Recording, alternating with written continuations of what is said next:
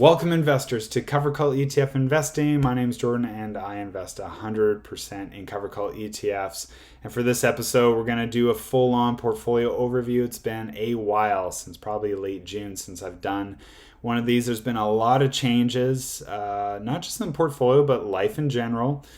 So I want to get to the sort of motivations for changing my portfolio in a really radical way to be much more aggressive on yield, getting into margin. We'll also talk about just the price performances of individual funds. We'll look at income generated this year. We'll look at some bar charts of what that growth has looked like over the past couple of years.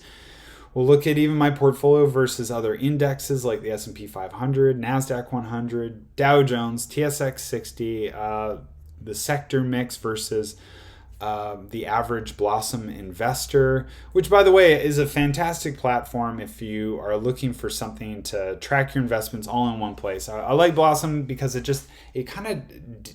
takes from other places, like the best of other platforms, and kind of puts it all into one place. And they, at this point now, they are easily my go-to. I don't really use anything else to check my portfolio. It's just Blossom. I've had other platforms that I've used in the past. Some I still kind of quasi use, but this is the main big one that I do use.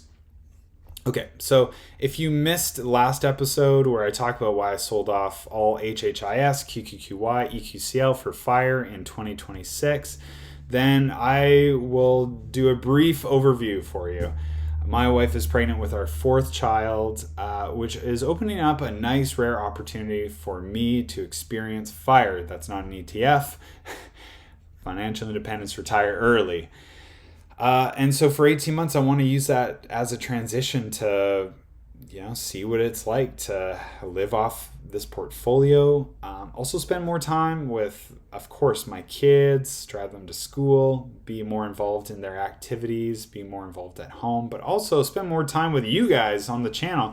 I can put some refreshed breath of life into this channel, which is very difficult to get to, especially working full-time, kids, married, all the responsibilities in between, and run a channel at the same time. There's a lot there, so it'll be interesting to see with what I can do with this channel with more time at my disposal. Okay, so in order to understand kind of where my head's at with all that, knowing that, okay, baby's on the way, 6 months away, my thinking was I needed a radical change because my old portfolio, which I was happy with, I had reconstructed everything in June when I had sold my condo, moved some stuff around. I was really happy with it. At this point, it was going to make around $5,000 a month. But to live off of, I needed something more aggressive. I needed more yield, more income. That sort of 9-to-5 casual portfolio was not going to cut it. I was happy with it. For a 9-to-5 strategy, it worked out well. To live off of, I need something else. And that's also a key thing, right? Your portfolio really should reflect your lifestyle goals. And so just kind of hone into that idea, right? Investing should be working towards whatever your goals are. So my goal is to get a big enough portfolio, as big as humanly possible, before I step back in the next 6 months and I go on paternity leave to be with our family's brand new baby. We're hoping for a girl because I have 3 boys and it's a rambunctious household and it's loud, and it would be kind of nice to get maybe a softer voice in there with a girl in the mix. Let's move on from that and just talk about the actual strategy. Now, there was 2 modes of thought, 2 big ones. The idea was move some things around of what I already had to get into some bigger yields, maybe some more leverage. And then the other component of that was to get into some margin, which for those who are not using margin, you've probably only heard scary things about it, like day traders using margin and losing hard on it. So in my case, I want to use margin for the long term. I want to use it in a very consistent, responsible way. I don't want to get overloaded with margin. I don't want to get greedy with margin. I can tell you right now, I can see why and how it could be very easy to get addicted to margin and use it very easily. So you got to put some guardrails in place for that, which I'm going to talk about in some other videos, just on a personal level. If you are sort of curious about margin, I did do a video with my man, Todd Akins, who I would say is the margin master. Now, he invests in like double, triple X, leverage and ultra yielding kinds of funds. But he does it at such a high level using margin that he's a worthwhile voice to just kind of listen to, and anyways, just give that interview a watch, and hopefully you pick up some good stuff from it. I could tell that you all were quite interested in that kind of particular video. And anyway, I'll do some more videos on margin following this portfolio overview. Okay. So as far as margin is concerned, my strategy around that, the idea was basically, I was trying to figure out, okay, how much margin do I take out versus my portfolio? Now, in that interview with Todd, I asked him a commenter question, which was basically that, what is like the max you should use margin on your own portfolio? Now, Todd said up to around 30%. Me personally, I'm not comfortable using up to 30%. I'm not even comfortable using up to 20%. So what I figured was I'd use my current yield as the benchmark, which is around 16%. So I'm going to pull forward a year's worth of distributions earlier to start working right now, so that it puts me in a much better position over the next 6 months before baby comes. So at the most rudimentary level, that's kind of my margin strategy. There is more to talk about there, especially on the sort of safety end of things, so that you're not just blowing your brains out on margin. It's almost ridiculously too easy to get into. And anyway, stick around for those future videos, because I really want to ideally help instill the guardrails for how to think about margin. So I'm forming those guardrails as we speak. Yes, I've started investing in margin, but I want to sort of refine those guardrails. So ultimately, it also helps you guys out in a big way if you're thinking of using it. Who should use it? Who shouldn't use it? I'll talk about that in a future video. So don't just do margin just because I'm doing it. That's like the wrong move. Just because Jordan does it doesn't mean you should do it. You really got to ask yourself, can you handle that? And it's not for everybody, especially if you haven't even maxed out your registered accounts. Like at least do that first. I would even say it's for more seasoned investors, certainly not for beginner investors. Don't go there if you're a beginner investor. It's just the volatility of the market's already, it's already a lot to handle if you're a newer investor. Been there, done that. So anyways, let's move on and just chat about the just overall returns. Or actually, I'll talk about what I swapped out. In my wife's spousal RSP and in my own personal RSP, I swapped out HHIS and EQCL for BIGY, which is basically a souped up version of HHIS, much more concentrated. This one's 10 stocks. It's a wrapper fund, so it invests in 15 individual cover call ETFs. This one has 33% margin. This one has 25%. So this was one way that I could jack up yield in a fairly easy manner. Now you see I have HHIS because I swapped out QQQY for HHIS. I still like this fund. It's it's so funny. I'm going to be saying it's a conservative version of this. It's overall, it's not a conservative play. It's not. It's just if I'm gonna use that kind of language, I'm only gonna use it in comparison to this fund. It's like a slightly less aggressive version of this. Maybe that's probably the better wording for it. Now there is a new edition, which is ECHI by 9 Point. Now 9 Point is pretty new to the cover call ETF scene.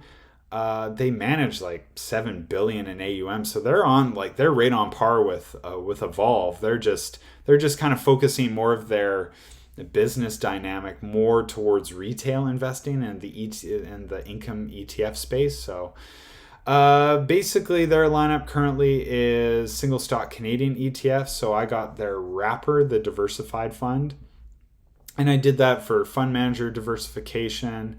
There's a few other funds that are kind of similar, like HHIC by Harvest, that yields about 15% roughly.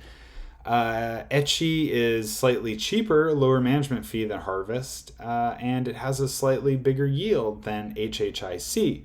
So to me, that one was more. I was much more interested in this fund. Because of the lower fees, the higher yields. Now they achieve that higher yield not just through a slightly lower fee, but they write more call options on the portfolio, slightly more than Harvest. I think Harvest tries to aim for around 30 to 33% roughly. Don't quote me, but I'm just somewhere in there. These guys, 9 point, they're doing around 40, which I actually think is a smart idea in the Canadian space. We're not exactly known as blown out growers, price growers.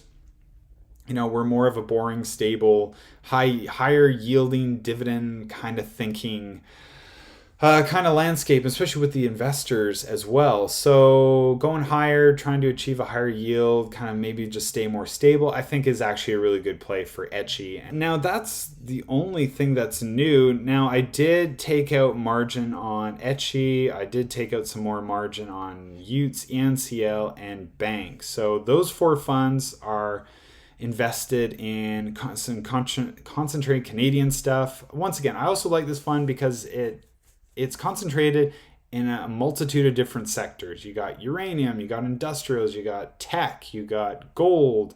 I'm not the biggest fan of gold, but in small quantities, that's fine. I don't mind it. There's some fixed income in BMAX. I don't really like fixed income, but if it creates a bit of an interesting dynamic within the fund, then I don't mind investing into it. So ECHI is this concentrated Canadian fund, whereas I got these other Canadian sector funds, bank, bank for Canadian financials and insurance companies, financial service companies, Canadian oil and gas, and then UTES for the utilities. Utilities is probably my most favorite sector. I love utilities. Now, you're not really ever supposed to apply an emotion towards any kind of investments, but I don't know. Whatever. At this point, I won't hide my emotions. I wear them on my sleeve. So utilities is by far my favorite sector. It's just boring. We're always going to need power. We're always going to need pipelines. We're always going to need railways and telecommunications. We're always going to need that stuff. So can't live without it. Not in our modernized society. And then everything else so that would be in my margin non-registered account, those 4 funds at 25% allocation for each, and they all kind of share that $60,000 of margin that I've taken out. Now my TFSA is made up of this one exotic fund, HHIS. I got a couple of index plays in there with USCL, QQCL for the S&P 500 and the NASDAQ 100. And then, of course, I have sort of these proxy index plays. It's a mix mash of different North American sectors in here. You get a little bit more of a global play with BMAX, and HDIF more or less just focuses on North America. So lower yielders, but you know what? They slow the anchor from absolutely careening faster to the bottom of the ocean. So that's what those 2 funds I like, kind of a little bit more defensive in nature. But the Canadian funds, here's the funny thing, is that you'll notice I have the concentrated tech, 30% with BIGY. So basically 40% of my portfolio is like concentrated tech. I got maybe a middle third for sort of in the like mid-row index plays, proxy index plays. But then the other third is the Canadian stuff. And what I've noticed in my portfolio, look, if you're a Canadian, this is like a really nice benefit. Up here in Canada, our version of the S&P 500 is quite diverse at the top of of the companies that are the biggest in the country. And so for us, where America is, very tech heavy, and then you got healthcare, here in Canada, it's what is it? It's like financials is the biggest. Then you got, utilities and energies and industrials all up in there. So you get this nice mix, and it's a nice counterbalance to the tech stuff. So what I've noticed is when tech's down, the Canadian stuff typically is up. It's not a one for one, right? It's not a direct inverse, but just anecdotally, that's what I've noticed. So it sort of helps lower the volatility in the portfolio. And also, since it's in a non-registered account in Canada, I'm focusing on Canadian stuff, there are tax advantages to that. You're not going to get exposed to any sort of like foreign income, which gets taxed at, your marginal tax rate. It'll be quite favorable, and you get some nice healthy yields. All of these are like in the 16 to 18% range. And for Canada, I actually think if it's in the States, I like the index. If it's Canada, I would rather much go after the sectors versus the index play here in Canada. We do have those strategies, especially for income, but I actually tend to gravitate towards the home bias sectors, which are oil and gas, utilities, and financials. As far as what's performing the best, this is just price-wise. So all-time return, we got as a percentage, HYLD is at the top. It's also been in my portfolio the longest. And price-wise, up 11.91%. We got QQCL at 11.76%. I've had this one for, 4 months? And so it's doing really well. BMAX, always that steady eddy in the portfolio. I've held this fund since, I want to say, maybe at least 2 years. It's never been in the red. Even during the Trump tariff stuff, it was never in the red.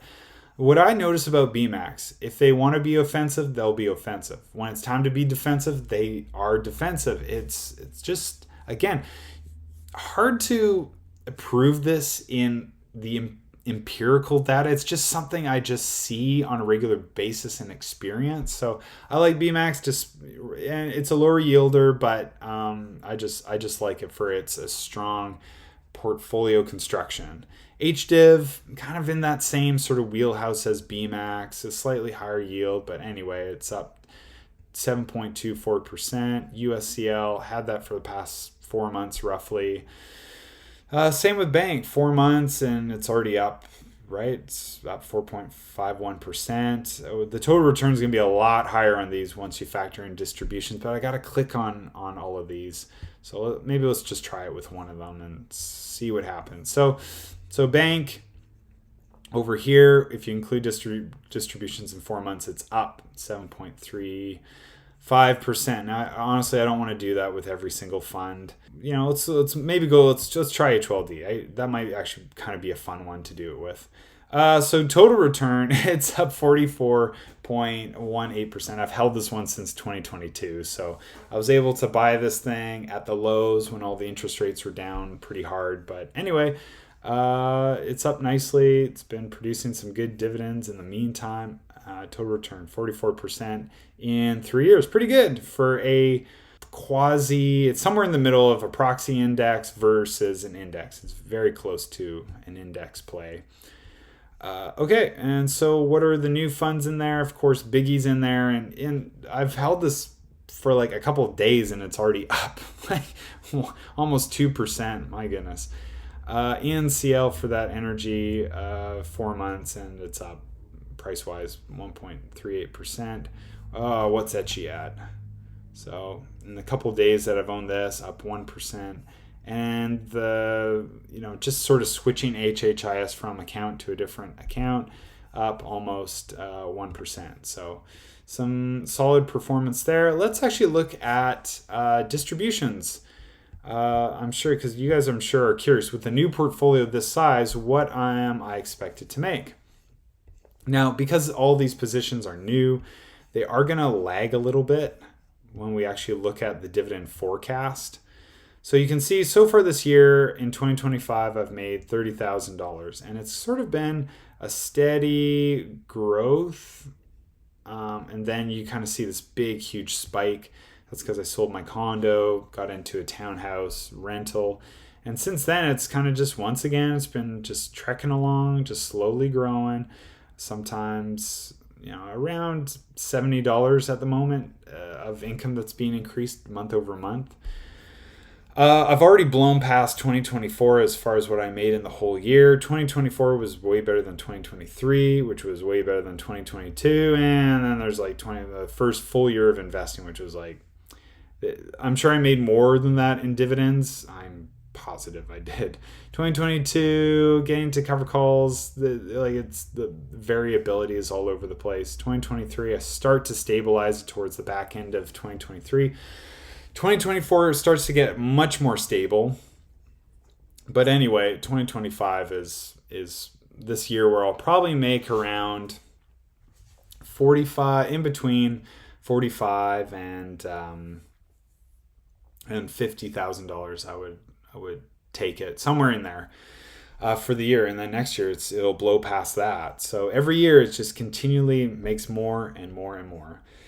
Now the forecast, it shows 42,000. It is not 42,000. Roughly, it's probably, as it stands right now, it'll be around 85,000. And over the next 6 months, I hope to keep that thing climbing before I take that leave. You guys got to see what I made in each and every single year. You can see that the distributions are pretty stable. That's how I like it. I don't like them bouncing around. I like predictability, but not just that.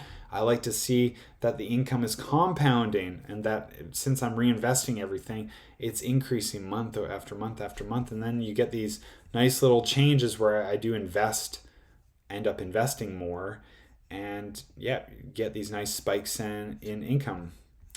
All right. Let's look at my portfolio versus every other index. So currently, S&P, my portfolio price-wise, only price, is up 4.05% versus the S&P 500 at 11.69%. So if we're just doing it on price, the S&P is killing me. But once you factor in those dividends, my portfolio is up a whopping, if you can't see, 18%. Dividends this year alone, just dividends, beat out the S&P 500. So forget price.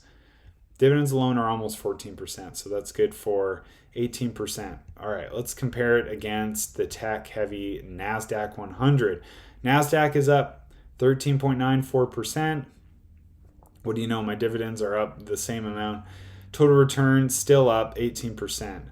Let's try the Dow Jones. What's the Dow at? So Dow 8.39. I'm blowing past the Dow Jones. But what's the TSX at? Ooh, it's close. It's the rare year where the TSX is beating out all the other indexes. Usually that's not the case, but kind of a weird year with tariffs. And 2022 was kind of similar, where it was beating out. When the tech stuff is down hard, then it kind of gives the TSX a little bit more of a chance to actually beat out those other indexes. But still, the total returns here beat out the TSX so far this year. Now, as far as my allocations versus the average Blossom investor, this I know has changed quite considerably. I used to have tech. At one time, tech was like 40% of my portfolio. Now, it's like 20.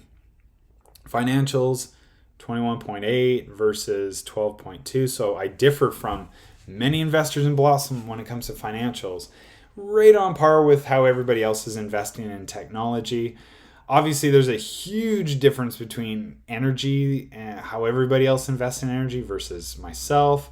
The same can be said about utilities, but again, I am more naturally gravitating towards these types of sectors as a way to lower volatility in my portfolio and not just have the rug pulled out from under me if tech ever falls out. And I mean, over time, I still think there's certainly tons of room for tech, but you know what? I like to just play it a little bit safer and minimize the loss as much as possible. So I would say basically 3 of the top 4 are just differ so much from every other investor. And then we kind of get into the realm of somewhat close with healthcare, communication, cyclical. I'm off on.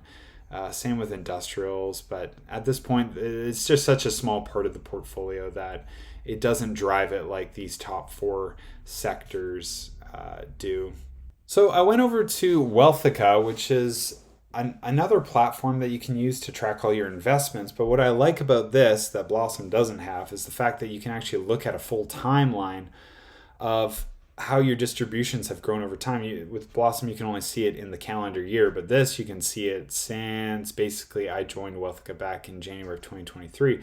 But you can see how distributions have grown over the course of time. In early 2023, things were pretty chaotic, variable distributions. I didn't like that, wanted to stabilize it and just focus on slow but continuous growth. And what started with stability in September 2023, 2 years ago, when I was earning $1,446, I'm now earning $5,000. So in 2 years, the income has 5x'd, or if my grade 3 math serves me well, what is that? Yeah, 5x or less, I guess. We'll just call it 4x.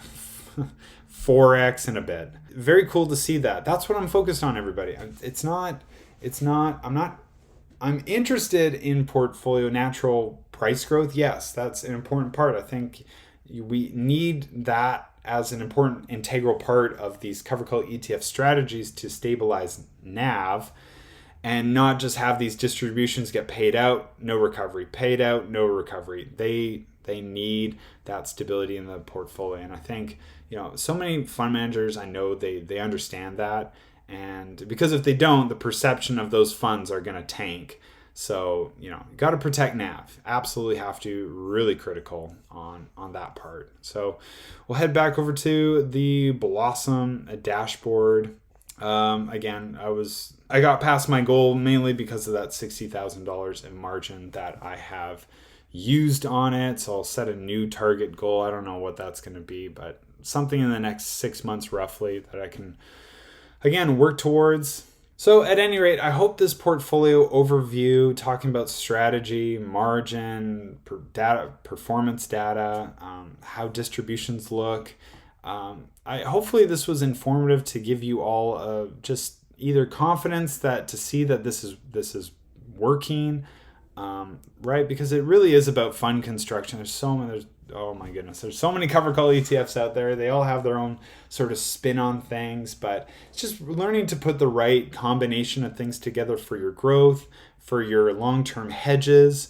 I talk, again, I'll mention Todd Akins. Like, he uses hedges, but it's more in the realm of he's also writing option strategies on that himself. As a buy and hold investor, I don't do any of that kind of stuff. I don't want to write my own calls. I want long-term hedges. So for me, my long-term hedge against the American tech-heavy stuff is going to be the Canadian big dividend payers. That's going to act as my buoy, and I see as sort of the long-term hedge.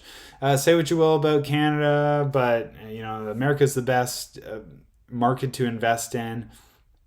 That's all well and good. Up here in Canada, we do have advantages to investing in companies that are here in Canada.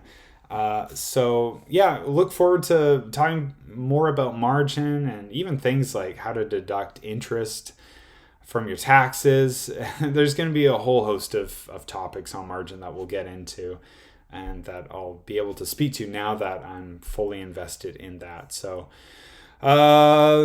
when you guys watch this video, if you watch it right when it comes out, I'll be in Toronto meeting a lot of all of you at the Blossom Toronto event. So look to see many of you there, meet many of you, and get to put a name behind all the user comment names.